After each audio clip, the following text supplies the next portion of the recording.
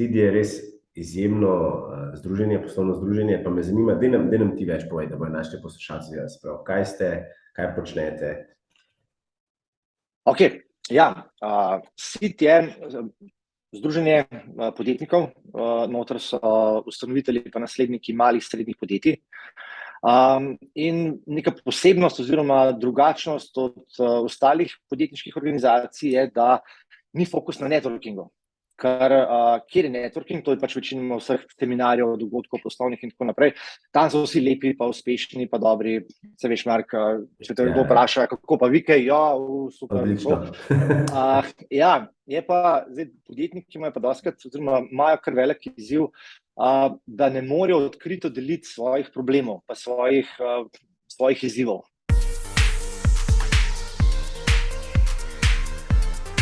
Dobrodošli v podcastu Beyond Leadership, kjer gostimo izjemne posameznike in odkrijemo nove dimenzije vodenja in njihove talente in recepte za uspeh.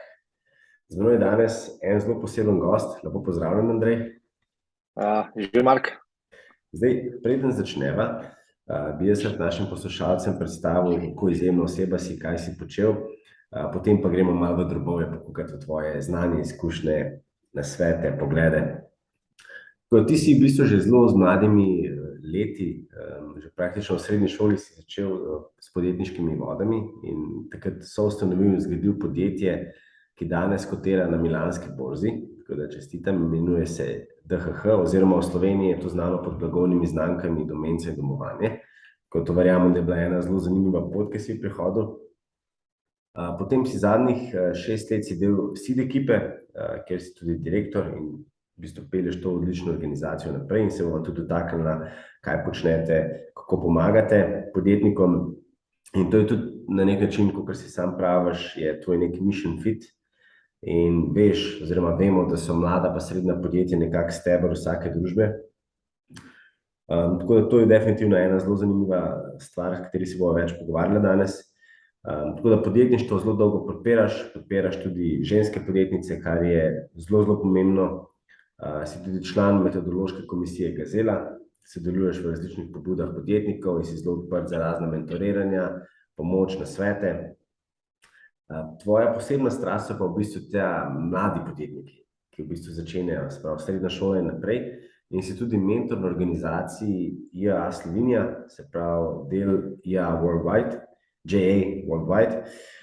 Letno delate s preko 6 milijonov otroci, nominirani so tudi za Nobelovo nagrado za mir, tako da tukaj si res zelo vpet. Imaš pa tudi, če greva še na osebno plat, imaš pa tudi zelo lepo družino, imaš 2 fantka, si poročen, sta stara 9 pa 11, tako da noro. Zdaj, preden greva, jaz se pravi zmeraj postavim vprašanje, preden greva čez vse te izjemne izkušnje. Če bi se midva srečala v gimnaziji, a si bil, se pravi, ti si v srednji šoli bi bil podjetnik, kakšen si bil takrat? Mark, hvala za vabilo pa za pogovor. Najprej, lepo je slišati tako opis o sebi, rekel si izjemna oseba, jaz to ne gledam tako na sebe, definitivno pa če se pravim na vprašanje glede gimnazije, pa jaz sem bil geek, nerd, totalen. Tako da, vesel za računalniki, nisem se upal s puncem pogovarjati, ki je dosti velik, živel v tem svetu, pa zdaj kot podjetnik, jaz sem hodil v gimnazijo tam konec 90-ih let in takrat podjetništvo ni bila še taka beseda popularna kot je danes.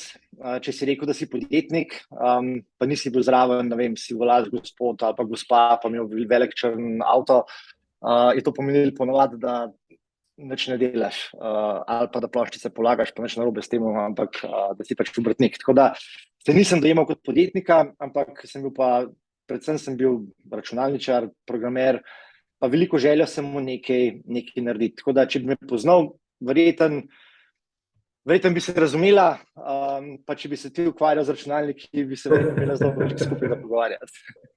The best. Zdaj, tako mlad, pa že biti v bistvu zainteresiran za podjetništvo je tako, res impresivno. Pa me zanima, zdaj, dostikrat se danes pogovarjamo tudi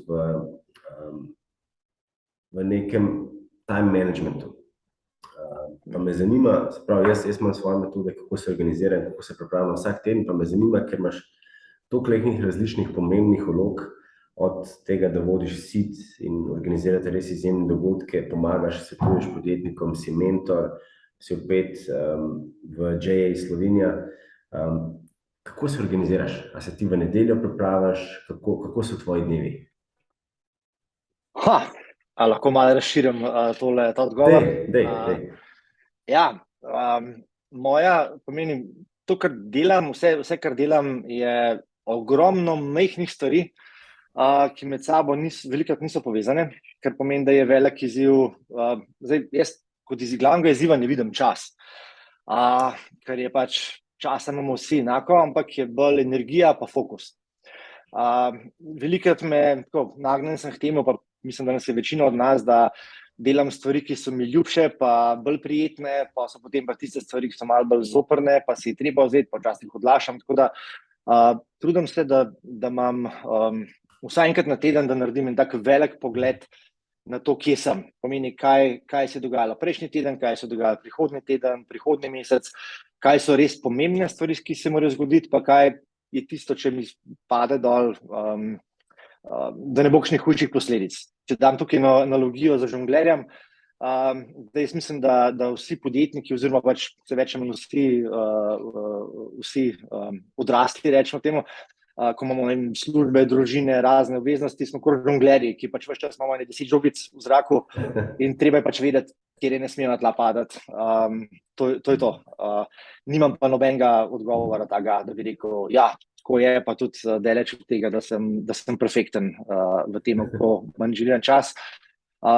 Mi je pa zelo važno, da ves čas vidim naprej, imam ves čas pred očmi, zakaj nekaj delam. Ker potem te pa motivacija pa tudi lažje in planirati in pa tudi izvajati to, kar sem planiral.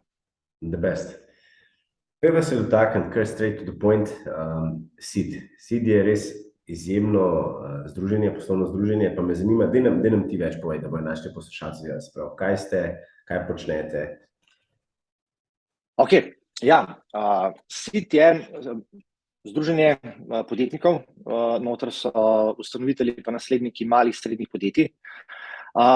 In neka posebnost oziroma drugačnost od ostalih podjetniških organizacij je, da ni fokus na networkingu. Kjer je networking, to je pač večinoma vseh seminarjev, dogodkov, poslovnih in tako naprej. Tam so vsi lepi, pa uspešni, pa dobri. Se veš, Mark, če te kdo vpraša, kako pa vi kaj, ja, super. Odlično. Ja, je pa, zdaj podjetniki imajo pa dostikrat, oziroma imajo kar velik izziv, da ne morejo odkrito deliti svojih problemov, pa svojih izzivov. Na SID-u rečemo kar problemi, se izogibamo olepševanja stvari. In zdaj, kdor sam ni podjetnik, težko razume probleme, ki jih imajo. Zdaj, če jaz sem prej omenil, imam dva fantka in zdaj nekdo, ki ni starš, pa je lahko ne vem kaj študiral, lahko vzgojitelji, učitelji. V teoriji so stvari full simple.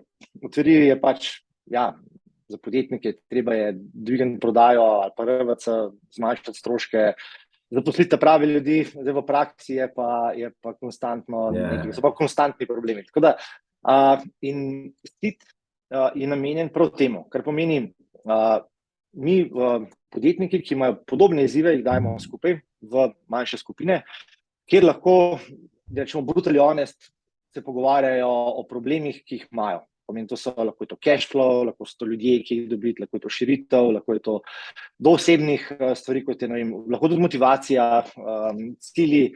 V glavnem dajemo delamo skupnost, kjer so podjetniki med sabo si pomagajo, delijo izkušnje. In zdaj v praksi to izgleda tako, da imamo več skupin podjetnikov, ki imajo podobne izzive. Srečajo se mesečno, zraven vedno povabimo nekoga, ki je par korakov naprej, pomeni ne teoretikov, ne predavateljev, to ne izgleda tako, da je to pač PowerPoint in da vsi sedijo in pišejo pač, kaj je treba narediti, ampak je to odprt pogovor, kjer izhajamo iz izzivov, ki jih imajo podjetniki in cilj je, da vsak nekaj odnese zase nazaj, pa tudi, da sliši, s kakšnimi problemi se srečujejo drugi. tako da je to tak še malo mogoče čist psihološki element. Veš, da nisi sam, veš, da nisi edini, ki ima nek problem.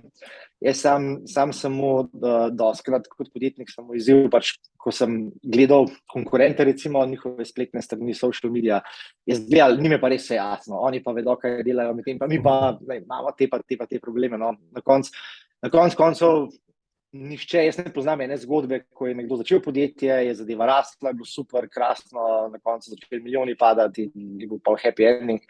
Ampak podjetništvo je pač pot, pomeni ni cilja, je konstantna bitka, konstantno moraš reševati probleme in če pač ti to ni všeč ali pa če s tem nisi pripravljen spoprijeti, ne moreš biti podjetnik. No in če imaš pa okoli sebe ljudi, ki so pa imajo podobne, enake probleme, s katerim se lahko deliš, zraven pa zveš, mogoče dobiš kakšno rešitev na svoje probleme, je to lahko je pač to taka unikatna stvar in jaz mislim, da v Sloveniji smo tukaj kar taki edini, ki imamo fokus točno samo na to. Poleg tega imamo pa še mentorje, kar pomeni, nekatere probleme lahko rešuješ v skupini, potem mentorji pa pomagajo tam ena na ena za stvarmi, kjer pa pač rabiš nek odgovor ali pa dilemo. Zdaj, doskrat je še to mogoče, so stvari, ki vemo, da jih ne vemo in pol beremo knjige, pa poslušamo podcaste, pa hodimo na seminarje in tako naprej.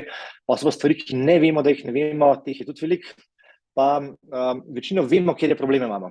Ampak vprašanje je vrstni red, kam dati fokus in tako naprej. No in pri tem vse sit skupnost pomaga.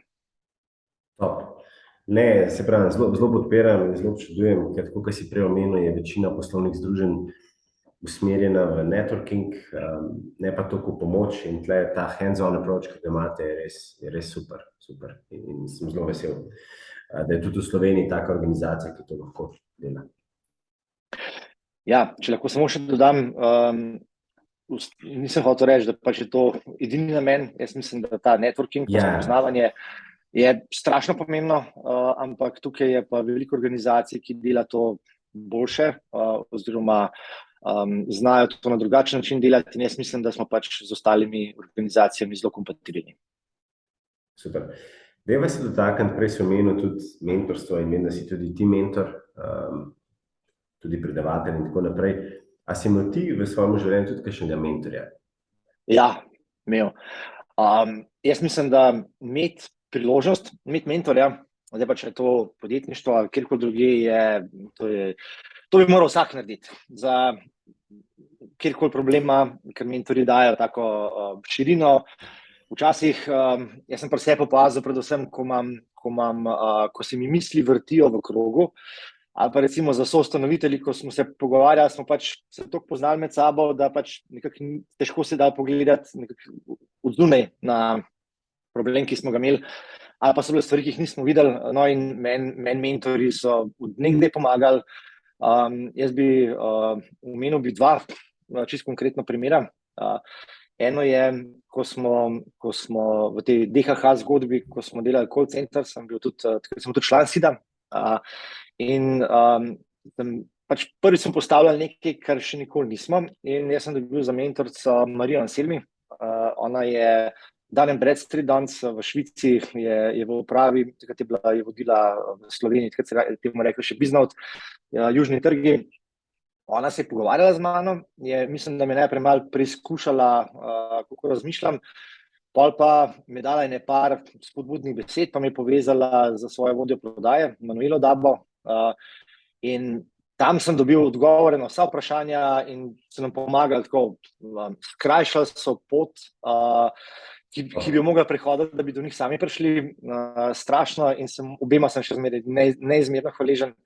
Tako da, drugi je Boštjan Bregar, Lup, on je pa, njega sem pa mentorja za glavo, za mindset, on me je challengiral, ker sem se dobila, je ponovadi tako izgledalo, da na koncu je rekel, Boštjan, dosti je, ne moram več, ker je šlo tako v globino v mene noter. Tako da, jaz mislim, da mentori so nujna stvar in zdaj, ali si v srednješolc, pa imaš nek projekt, ali pa postavljaš prvič podjetje, Ali pa tudi kasneje, jaz mislim, da je mentor lahko strašno pomaga. Pa še to, zdaj na Seedu, ko povezujemo z mentorji, zmeraj gledamo, kaj je problem, oziroma včasih je problem za problemom. Pomeni nekaj, kar podjetnik misli, da je problem, ni zares ta pravi problem, ampak je treba ugotoviti, kaj je zadaj, delamo neke vrste diagnostiko, to pomaga, da ta prave mentore najdemo. Ampak jaz mislim, da podjetniki ne rabijo Seeda ali pa druge organizacije, da dobijo mentorja.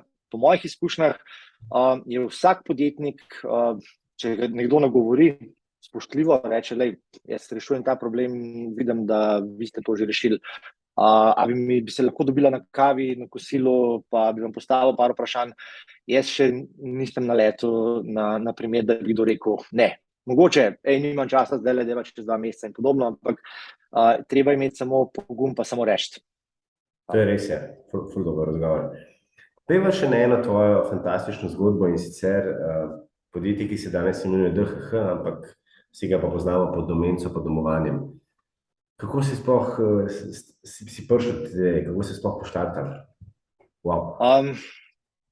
Štart, pa mogoče tudi začetki, kar mislim, da zelo važno je, ni v zadju ni bilo nekega velikega načrta, ni bilo poslovna ideja, ni bilo plana, ki smo ga potem uresničevali in tako naprej. Tudi sam plani strašno pomagajo, da vidiš, v katero smer greš, ampak itak se situacija skozi spreminjanje, treba plane skozi prilagajati. V koncu srednje šole, začetek gimnazije, se nas je dobil par prijateljev. Martin, moj sosed iz Tržiča, odkud sem doma, Uroš je bil sošolec iz gimnazije, Matija sošolec oziroma paralelka iz gimnazije, Matjaž pa sošolec iz osnovne šole. In vedeli smo, da nekaj hočemo narediti, in najprej smo se let sam pogovarjali več o manj.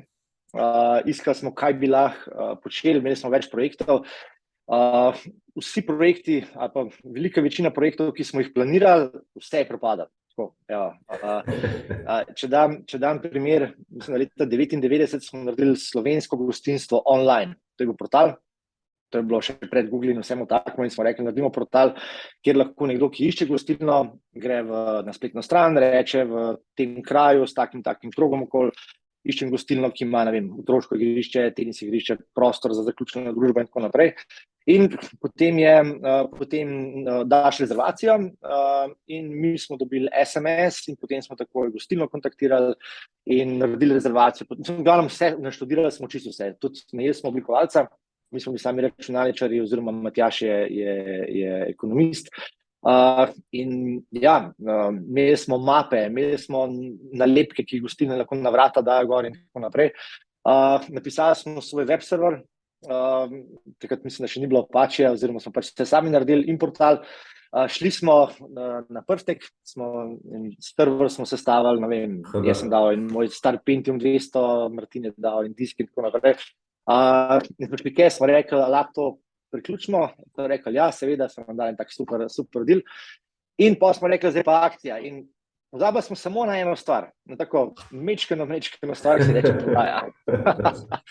In na ta kura jajc, smo pač temu danes je to veliko lažje, mislim, da delati, ker je ogromno znanja in na internetu, pa ves support sistem za startupe je strašno razvit. Mi takrat pa smo reševali marketplace problem, takrat se temu še ni tako rekel. Bili smo startup, pa se tudi temu še takrat ni tako rekel. In gostilničarji so nam rekli, koliko imate pa kje uporabnikov, kdo pa je še noter, pa uporabnikov je bilo 0, tudi gostiln pa malo in je vse skupaj zelo hitro padalo v vodo. Ampak ostal nam je pa server tam na prstku. In smo rekli, dajmo ponujati gostovanje. To leta 1999 ali 2000, to ni bil biznis, to je bilo... V glavnem, in jaz se prav spomnim, ko je prvih nekaj strank smo mi poznali, in se prav spomnim, ko je prišla prva stranka, ki jo nobeden od nas ni poznal, in smo mislili, ta človek je nor, mislim, kaj pa dela pri nas. In pa tekom tega smo se pa razvijali, smo imeli in kupili drugih idej, projektov, smo ogromno razvijali softvera, ampak in ta domovanje, se temu rekli, pa si počasi zraven rastel in je rastel do točke, ko smo ugotovili, da vse ostalo, kar delamo, pač da iz tega ne nič, ampak domovanje je pa organsko toliko zrastel, da je v bistvu dober biznis, in smo pa rekli, da imamo fokus na to. Domenco smo pa kupili kot brand, oziroma kot pač stranke in vse. Takratni lastniki so prodali mimo vrste Delapski model Domence se je ločil v lastno podjetje in smo najdeli nek win-win, tako da pa je to ratela Domence domovanje. Vse skupaj potem je bil dosti velik tržni delež, da smo bili številka ena player na trgu. Potem je pa naslednji koraki so bili pa prišli so italijanski partnerji, so vložili nekaj denarja. Mi smo takrat prodali, smo kupili PlusHR, to je hrvaški ponudnik, in potem je šla zadeva naprej na borzo. S tem, da pa jaz sem pa izstopil. Še pred odhodom na borzo sem jaz prodal svoj delež v podjetju, tako da to bilo, mislim, da leta 2014, 2015, nekaj takega. Tako da nisem bil ves čas zraven do konca, ampak ja, danes je DHH kot skupina je največji regionalni ponudnik teh infrastrukturnih storitev internetnih, Italija, Švica, Hrvaška, Srbija, Slovenija, veliko samostojnih podjetij, kotira na borzi. Tako da ja, mislim, da je ena redkih slovenskih zgodb, slovenskih tech startupov, ki so naredili IPO. Res je, ni jih veliko, res je, ni jih veliko. Wow, nora zgodba, ampak vidiš, ravno to je čar podjetništva, ne? Je treba poskušati, verjetno velikrat propadeš, ampak na koncu pa prideš do neke ideje, rešitve, ki pa rad fantastične. Velikokrat to vprašam, ti si bil v različnih vlogah in tudi vodil si različne ekipe, pa tudi danes, ko vodiš SID, kjer si direktor, ker imaš ekipo. Kaj so tiste lastnosti, ki jih danes iščeš v osebah, da se pridružijo tvoji ekipi? Ja, eno je, zakaj. Pomeni, kaj je drive nekoga, da hoče biti del ekipe, pa to odgovor je, hočem čim več zaslužiti, ta je super odgovor, recimo, ker se ve pač, kaj človeka motivira. Lahko je tudi čist povezavi z osebno misijo. Na SID-u smo mission driven, mislim pa, če ne razumeš, ali pa če nimaš rad podjetništva, skoraj nimaš kaj iskati v ekipi noter. Drugače pa, še ena stvar je pa delovnost, pomeni delovne navade, pa odkritost. Pomeni, koliko neposredno nekdo komunicira, odgovarja, kako se spopada s problemi, kar je pa, in vse to je dosti težko odkriti, ker je veliko ljudi so profesionalci, predvsem v tem, da pišejo CV, pa opravljajo razgovore in je tako. Mislim, da je treba zelo veliko, imeti tako zelo široko sito, se slišati, pogovarjati z zelo veliko ljudmi, pa iskati nek fit, ampak zakaj je za mene pa na začetku najbolj važen. In če nekdo odkrito govori, odkrito pove, zakaj, to je pa že dober znak za naprej, da smo mogoče kompatibilni. Ne, the best, ful dobro in se strinjam. Se mi zdi, da je zelo pomembno vprašanje, kaj te motivira, pa absolutno pa tudi, da so vrednote zelo poenotene s podjetjem, s vrednotami podjetja, da so v ekipi približno iste osebe. Pejva zdaj še na drugo stran. Ti si skozi svoje različne vloge, tudi v začetku, ko si bil podjetnik z svojimi partnerji, ko ste ustanovili in pa tudi imeli Domenco domovanje in tako naprej, si rastel čez različne vloge, različne funkcije, tudi danes, ko si direktor SID-a, ki je zelo eminentno poslovno združenje. Kako se pa tvoj stil vodenja spremenil? Kako bi ocenjeval? Ja, prvič, da imam kakšen stil vodenja, sem se zavedal šele zelo pozno. Večino moje poti sem šel brez kakršnegakoli znanja zares o vodenju, o leadershipu in tako naprej. Tudi, ko smo mi začenjali, to še ni bila taka tema, se ni veliko govorilo o tem, o pomenu ali pa o stilih vodenja.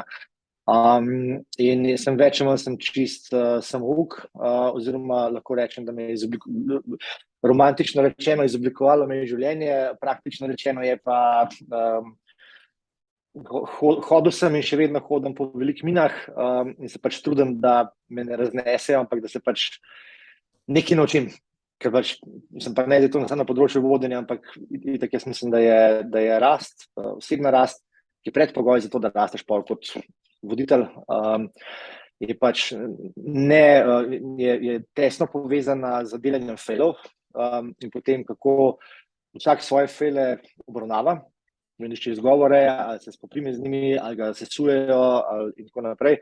Ampak idealno je pač videti fail, požreti to, da si naredil fail, si priznati in potem ti to lahko pomaga, da zrasteš boljši in da se mečkem popravaš.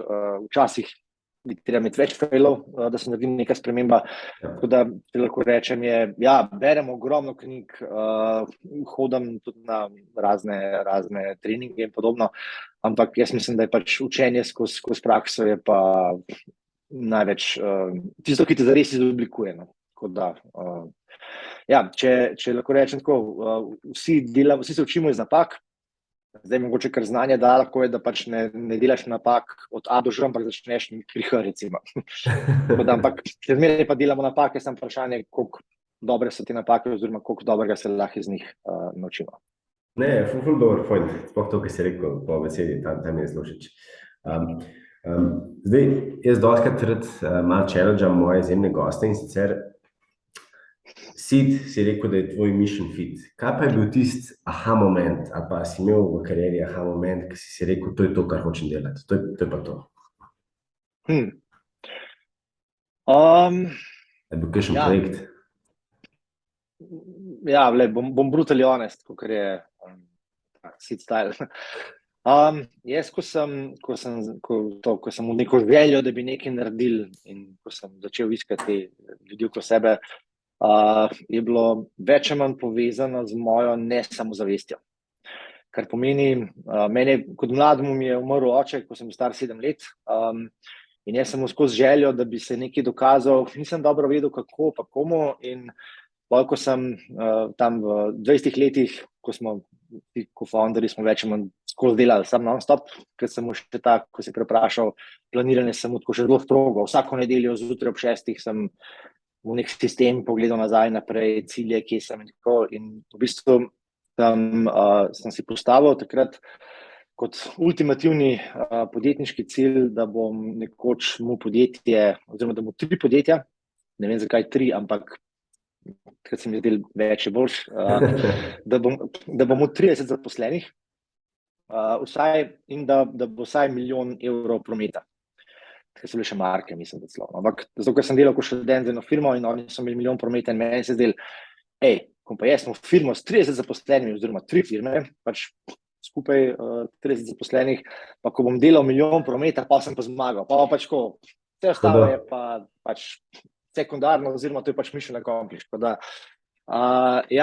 In v bistvu cilj sem definitivno dosegel. Pomeni, ta cilj je 10 let kasneje je bil mission accomplished. Ugotovil sem, da že vmes sem ugotovil, da pač da to ne more biti to. Po drugi strani sem pa tudi tisto, kar me je, ta moj drive, ki mi je dajal to željo, da sem se pač delal, da sem bil zagreben, da sem hotel nekaj doseči, se je spremenil. To je po mojem je to povezano z odraščanjem, pa tudi, ne vem, družino sem pa dobil in tako naprej. In zdaj, ko sem zapustil podjetje, ta Domenica domovanja zgodba, oziroma DHH danes, samo par let sem se iskal, pač kaj jaz lahko sploh delam, kaj je tisti drive naprej, ki ga bom imel. Je pa tako, da ker sem tudi sam dal to podjetniško izkušnjo čez, bil sem tudi kot član v Sidu noter, pa sem dobil priložnost, zdaj naj bi rekli, da je to naključje, čeprav jaz sam v naključja ne verjamem, da postanem del ekipe, sem ugotovil, da v bistvu da delamo, da pač ti dela nekaj dobrega, da pač pomaga podjetnikom, ker podjetniki plačujejo več po 80% računov države, da imam lahko jaz otroke v šoli, pa da zdravstvo funkcionira in tako naprej. Obenem pa podjetniki ne dobijo nobenega prepoznanja iz strani širše javnosti. Zlasti, recimo, jaz sem iz Tržiča, sem omenil, tam je tako, da če gre slabo, zelo hitro s prsti kažejo nate, pa se smo vedeli, da bomo uspeli. Bog ne daj pa, da ti gre dobro, pa da imaš še fajn avto ali kaj takega, to je pa pol pa sploh. V glavnem, zdaj to se spreminja, ta imidž tudi podjetnikov, pa startupov se dela na temo, ampak podjetniki so tisti, ki pač plačujejo naše račune, in to so mali, srednji podjetniki, pomeni, to niso korporacije, v katerih se največ bere. In v eni strani so pa skozi se fajtajo, skozi imajo probleme, nerazumljeni so in meni se pa zdel ta wow, da pa obstaja nekaj, da jim pač lahko pomagamo. Je pa, to je to tako, če bi želel dati nekaj svojo energijo, pa svoj čas, pa izkušnje, pa vse, kar imam, je definitivno to, tako da zato je SIP kar moj mission fit. Malo daljši odgovor, Martin, ampak upam, da v redu. Super. Še kaj me zmeraj zanima, ko prehodiš enkrat tako pot, ko si jo ti uspešen, različnih oblog, različne vloge, če bi šel nazaj, ali bi kaj spremenil? Ali pa, če bi si lahko zdaj dal en nasvet za nazaj, da bi si poslal v preteklost, kaj bi to bilo? A lahko malo zafilozofiram, pa zakompliciram? Deva. Ja, najprej kot tak, zelo veliko poudarjaš besedo uspešen. Zdaj vprašanje, kaj je uspeh? In eni to gledajo, da imaš pač, ne vem, lahko je to pač povezavi za neko kariero, pa za vsem, kar paše zraven, lahko je to povezano za družino. Jaz sebe ne bi tako označil, jaz vidim se, da sem na neki poti, ki niti slučajno še ni konc, tako da če ti rečeš, kako ti uspe plezati na vse te 8 cečake, jaz rečem, jaz sem zdaj nek tam pri prvem baznem kampu šele, tako da lepo iz doline mogoče zgleda, da ne vem že kam prelezel, ampak v resnici je pot dolga. Pa ta filozofiranje, ki sem malo prej omenil, jaz pač, kar sem ugotovil, je, da je več ali manj moj življenj, to, kar jaz vidim pri sebi kot uspeh, oziroma kar se dogaja, je povezano z mojo rastjo, osebno rastjo. In ko sem začel, sem imel izzive, pa sem imel probleme, ki sem jih reševal, pa fejle, ki sem jih delal, so bili pač povezani s tem, kakšen sem bil takrat kot človek. To izhaja pa seveda iz otroštva in tako naprej, to je sedaj verjetno kar daleč nazaj.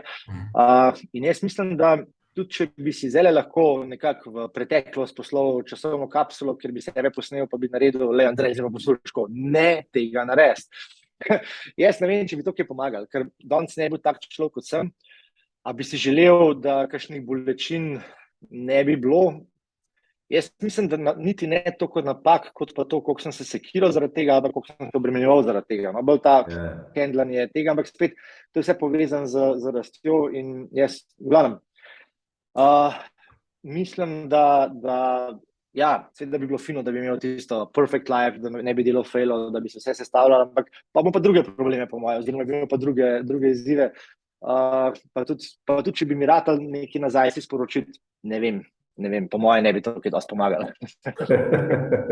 Ne, jaz tudi, ker sem jaz dostikrat razmišljal o tem vprašanju, sem si rekel, ne vem, se mi zdi, da vse, kar smo prehodili, ker je vsak prehodil, je bilo super, ker se z vsake stvari se nekaj naučiš, je dobro, je super, če je slabo, je tudi super. Moš je čez to.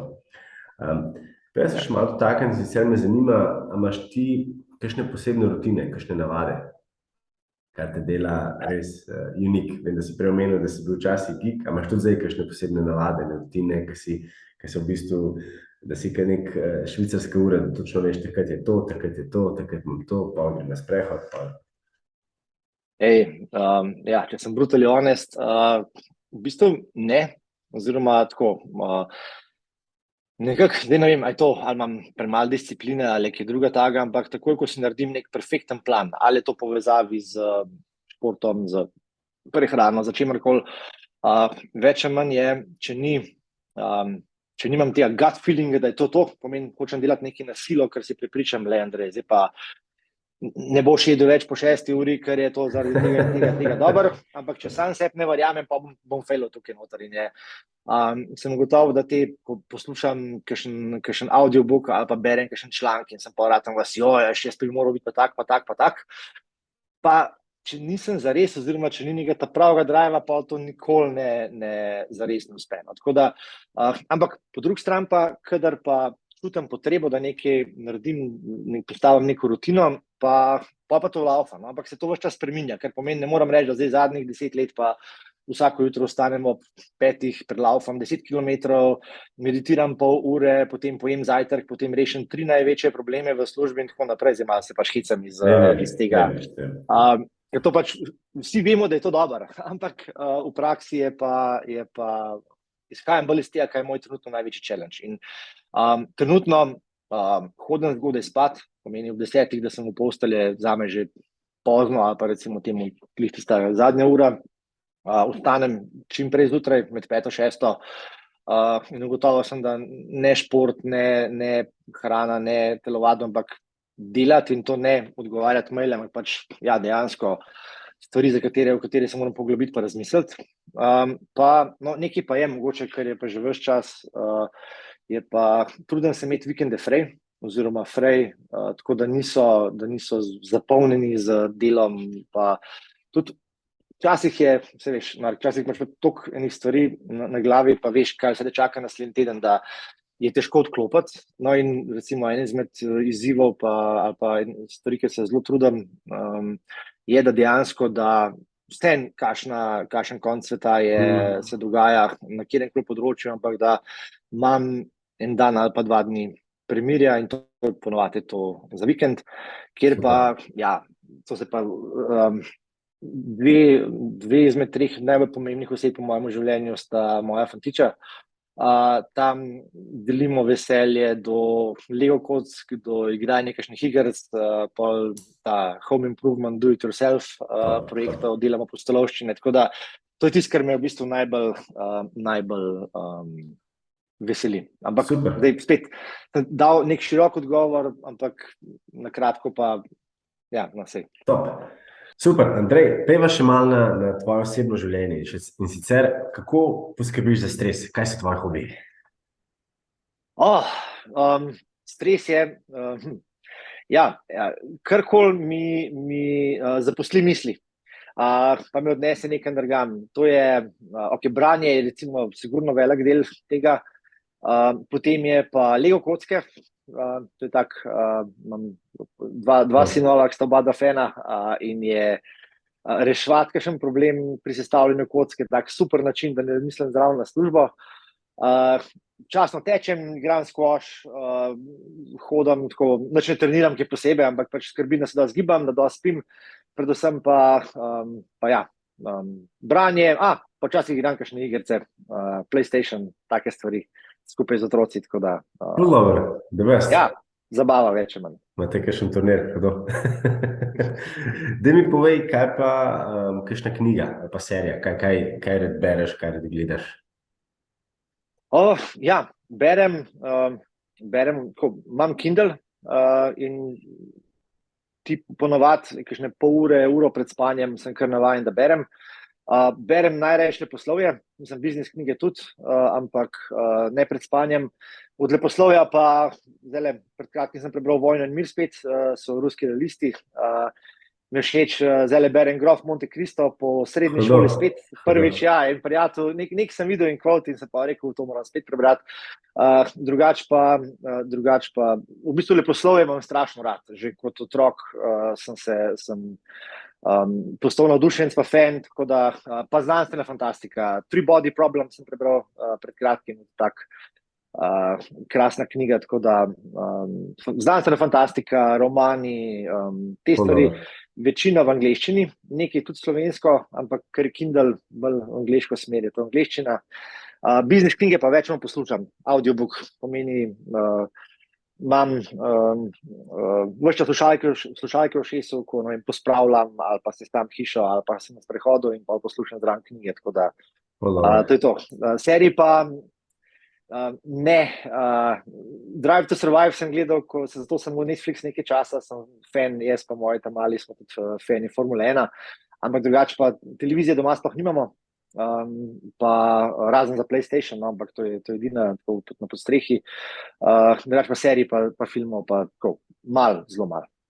Super, pejva naprej. Če bi te vprašal, najljubši podjetnik?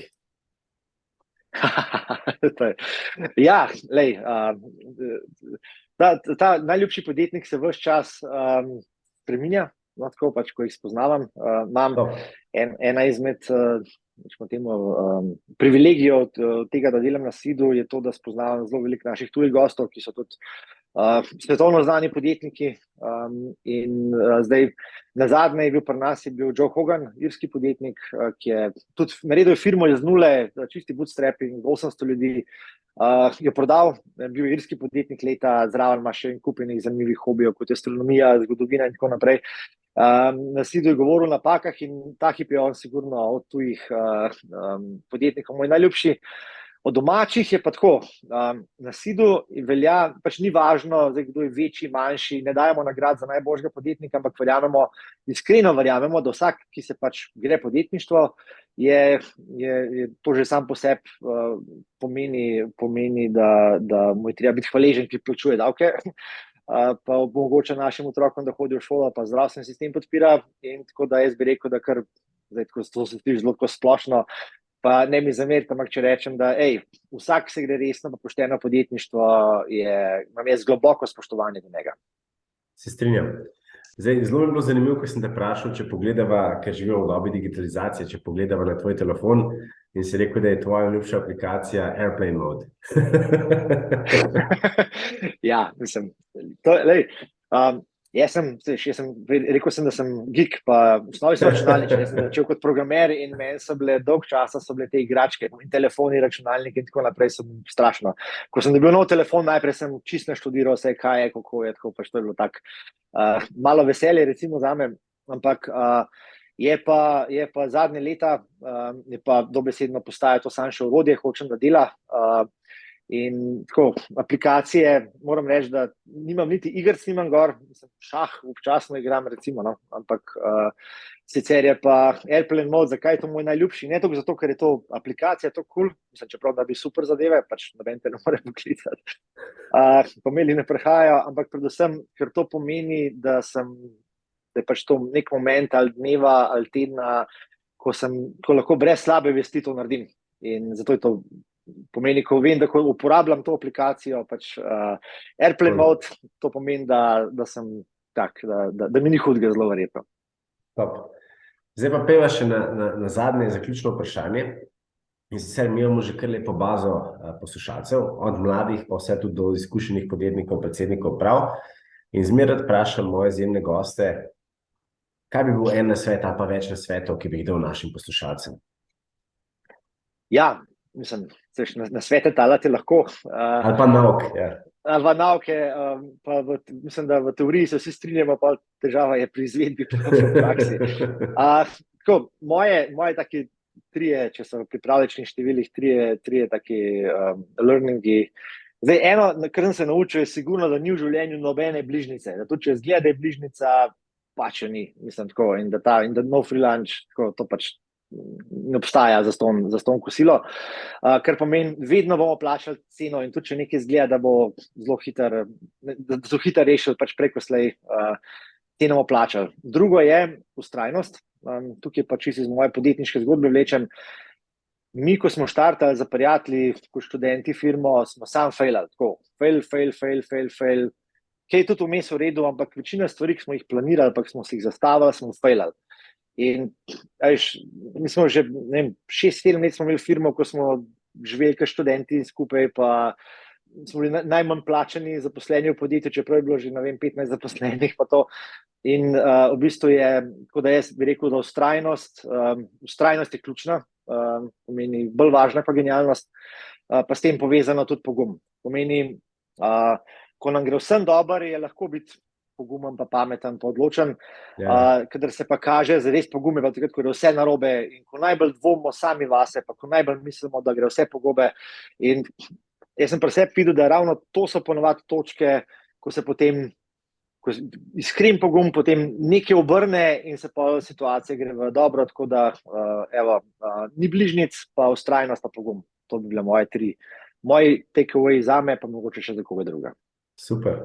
Dragi poslušalci, z nami je bil izjemen Andrej Šulinc, podjetnik, direktor SID Slovenija, mentor, predavatelj. In Andrej, res hvala za tvoje izjemne poglede, nauke, izkušnje. Jaz verjamem, da bo zelo dobro sprejeti, sploh te 3 zadnje nauke, ki se popolnoma strinjam. Tako da še enkrat hvala. Mark, najlepša hvala za vabilo. Imel čas, da sem lahko tvoj gost na podcastu, pa srečno še naprej. Spremljajte nas na vseh 13 kanalih, kot so Spotify, Apple, Google, Castbox in pa tudi YouTube, LinkedIn, Instagram in pa Facebook, kjer imamo že ogromno skupnost, kjer nas je preko 2000. Imamo pa tudi novo spletno stran beyondleadership.si. Se že veselimo vaših novih poslušanj in pa dogodivščin.